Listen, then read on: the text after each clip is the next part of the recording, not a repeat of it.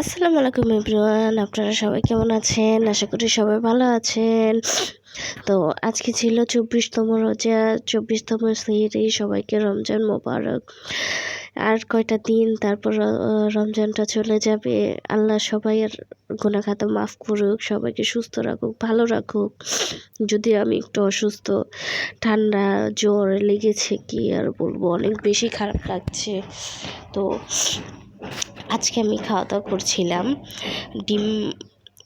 ডিমের সাদা বোনা পেঁয়াজ দিয়ে, আর সাথে ছিল করলা ভাজি, মুরগির তরকারি। তো খাওয়া দাওয়াটা বেশ জমেই করলাম, যেহেতু আমার খাওয়া দাওয়া করার খুব ভালো একটা গুণ আছে। তো সেই গুণটাই কাজে লাগালাম। আমি অনেক অসুস্থ ছিলাম, ঠান্ডা লেগেছিল, একটা সময় মন চাচ্ছিল না খাওয়া দাওয়া করতে। পরে আবার চিন্তা করলাম যে না, খাওয়া দাওয়া না করলে সারাদিন কীভাবে পার করব, অনেক বেশি খারাপ লেগে যাবে। এখন অনেক বেশি খারাপ লাগছে, কিন্তু আসলে করার কিছুই নেই, যেহেতু জ্বর এসেছে, ঠান্ডা লেগেছে। তো আপনারা যেখানে আছেন নিজেদের হেফাজতে রেখে, নিজেদের সুস্থ রেখে রোজা পালন করবেন। নিজের সুস্থতা সবার আগে, তারপর অন্যের সুস্থতার কথা চিন্তা করবেন। আসলে আমরা সবাই তো নিজেরটাই আগে চিন্তা করি, পরেরটা তো পরেই চিন্তা করি, আর চিন্তা তো করিই না। আসলে নিজেকে নিয়ে ভাবতে ভাবতে নিয়ে যে ভাবা একটা উচিত, সমাজ এই নিয়ে ভাবা জিনিসগুলো উচিত, আমরা কখনোই করি না। পরিবেশ এটা নিয়ে আমাদের ভাবা একটু ভুল উচিত। সিদ্ধান্তই বটে। কারণ আমাদের ঘরে খুব ভালো খাবার আছে, এই জিনিসটা আমরা অন্যদের সাথে শেয়ার করে খেতে পারি, যাদের প্রয়োজন। আমরা কি করি, যাদের প্রয়োজন তাদের সাথে শেয়ার না করে, যাদের প্রয়োজন নেই তাদের সাথে শেয়ার করি। মানে আসে না যে একটা কথা বলে না, তেলওয়ালা মাথায় সবাই তেল দেয়, তেল নেই যার মাথায় তাকে কেউ তেল দেয় না। তো এমন হলো আমাদের সবার অবস্থা, যে আমরা যখন দেখি আমাদের চাইতে একটু উঁচু শ্রেণী, যাদের একটু টাকা পয়সা বেশি, তাদেরকে অনেক আপ্যায়ন করতে থাকি, এই দাওয়াত দিই, এই খাবার দাওয়ার আয়োজন করি। এটা আমাদের স্বভাবে পরিণত হয়েছে।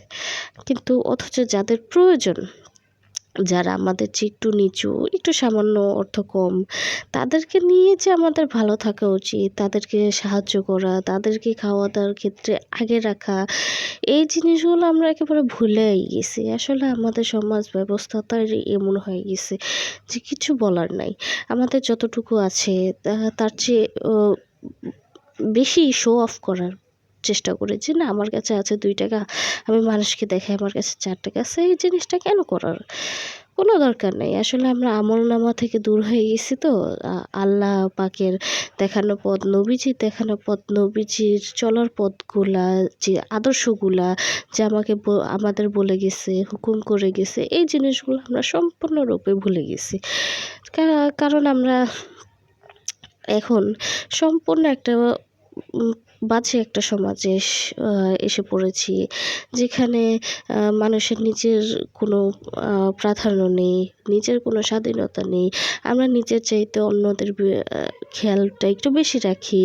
অন্যের বাড়িতে কী হচ্ছে, কোন বাড়িতে কোন ঘটনা ঘটছে, সেটা নিয়ে গসিপ করা লাগবে, কোন মেয়ে কার সাথে ভেগে গেল, কোন ছেলে কাকে ভাগায় আনলো, এই যে বিষয়গুলা আরও বেশি সমস্যা তৈরি করে ফেলে। কেন আমরা নিজেদের নিয়ে ভালো থাকতে পারি, নিজেদের নিয়ে ব্যস্ত থাকতে পারি, নিজের পরিবারকে কিভাবে উন্নত করব, নিজের পরিবারকে কিভাবে ভালো রাখবো, অন্যে যদি বিপদে পড়ে তাকে কিভাবে সাহায্য করব, সহযোগিতা করব, এই জিনিসগুলো আমরা পারিই না, ভাবতেই পারি না।